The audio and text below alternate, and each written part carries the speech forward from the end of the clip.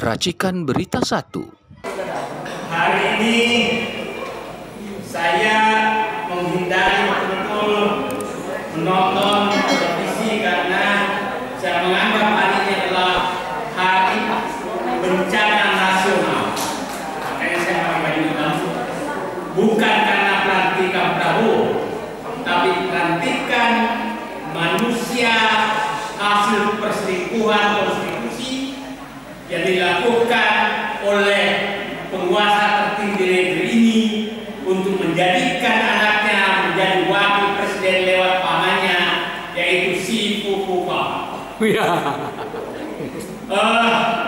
Tadi saya agak gembira karena ternyata hati nurani anggota DPR dan MPR, manusia-manusia terhormat, masih ada.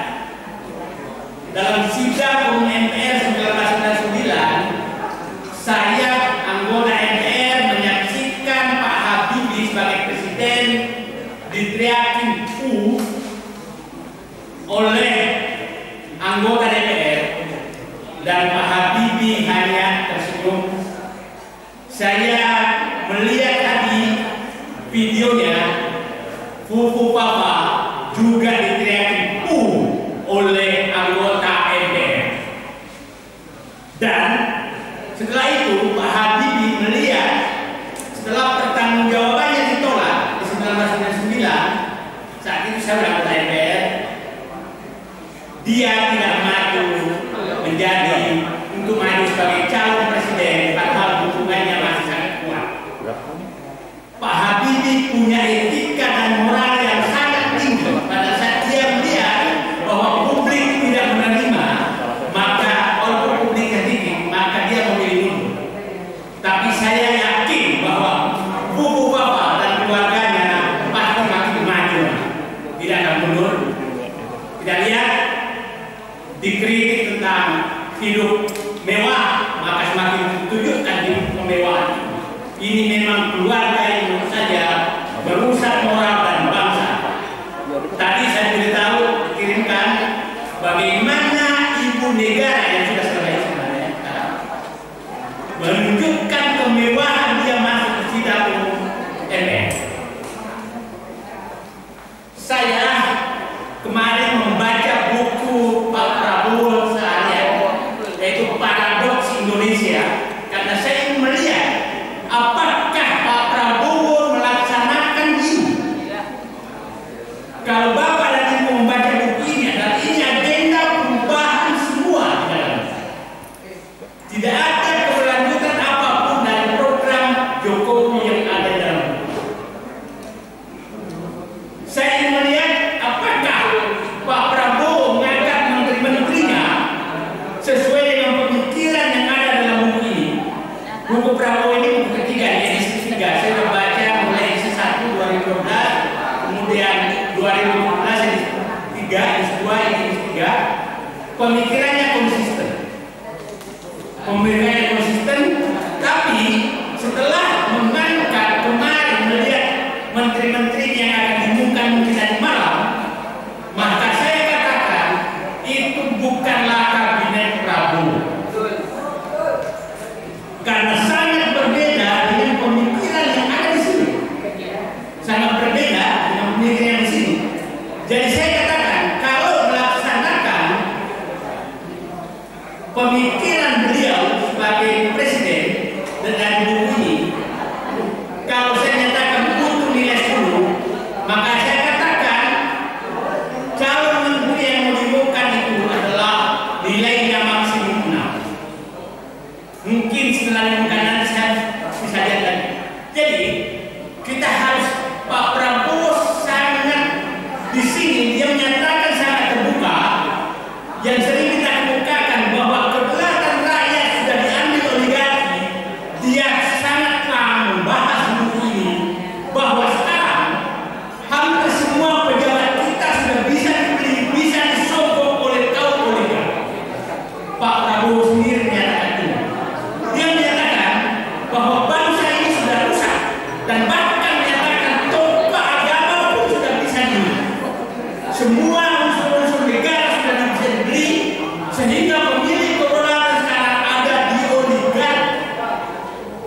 Dan saya sudah katakan, pusat kekuasaan oligarki nasional ada di pantai utara Jakarta. Nah, Pak Prabowo yang menyatakan itu, tapi faktanya menteri-menteri yang diangkat adalah tidak ada yang mewakili oligarki tersebut. Ada yang mewakili. Tidak tahu, semua yang dibukakan di sini tentang ketimpangan, tentang ketidakadilan, dan beliau sudah menyatakan bahwa negara ini hanya bisa diselamatkan apabila muncul pendekar-pendekar pembela demokrasi. Saya menganggap yang hadir dalam ruangan ini adalah para pendekar-pendekar demokrasi. Pak Prabowo menyatakan bahwa orang-orang yang baik sekarang di Indonesia itu jumlahnya sedikit dan orang-orang ini sangat dibenci oleh kaum oligarki. Orang-orang ini akan dihabisi oleh mereka karena mereka butuh pemimpin yang bisa dijadikan boneka oleh mereka, yang bisa disogok oleh mereka. Dan kelihatannya 10 tahun terakhir mereka menjadikan Jokowi sebagai boneka mereka, dan mereka berhasil dalam hal ini. Pertanyaannya, apakah Prabowo akan menjalankan buku ini, pemikiran dia? Apakah Prabowo masih dibawa bayang-bayang Mulyono? Prabowo, saya berharap kemarin Pak Prabowo menjadi merdeka.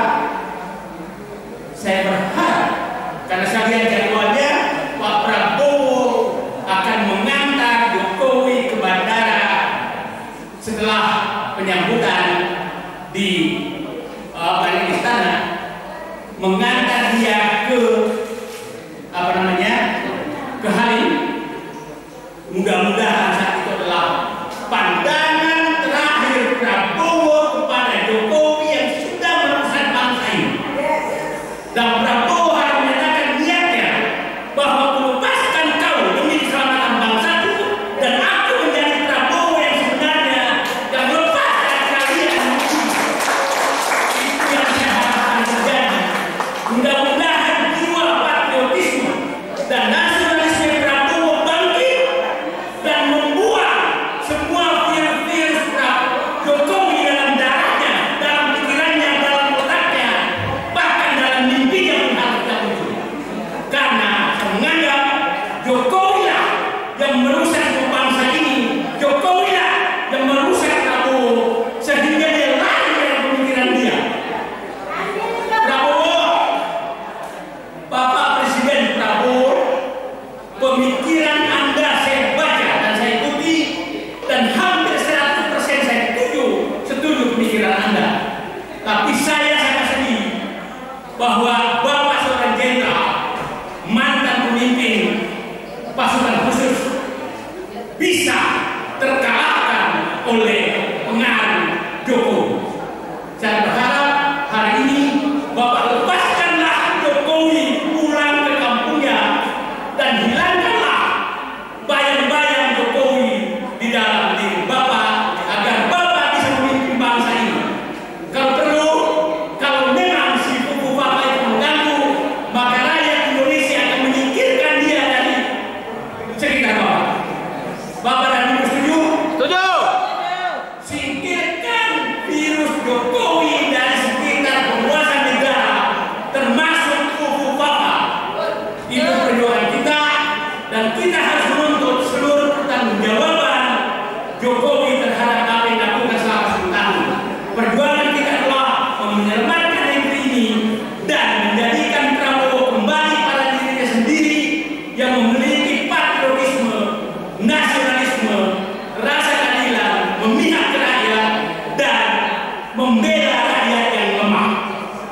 Beliau sudah menyatakan dalam bukunya ini bahwa setiap orang yang membela rakyat lemah, rakyat miskin, rakyat disingkirkan, itu pasti dimusuhi oleh para konglomerat, para oligarki. Jadi saya tidak heran, tidak heran kalau oligarki mengejar-ngejar saya, karena memang mereka sedang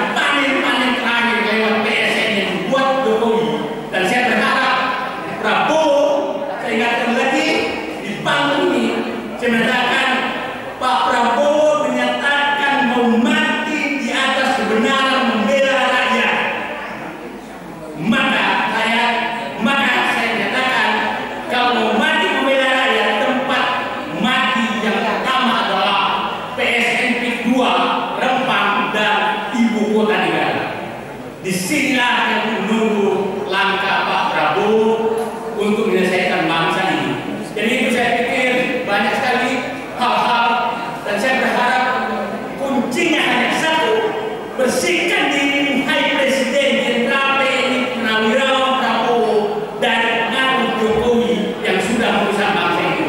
Terima kasih. Assalamualaikum warahmatullahi wabarakatuh.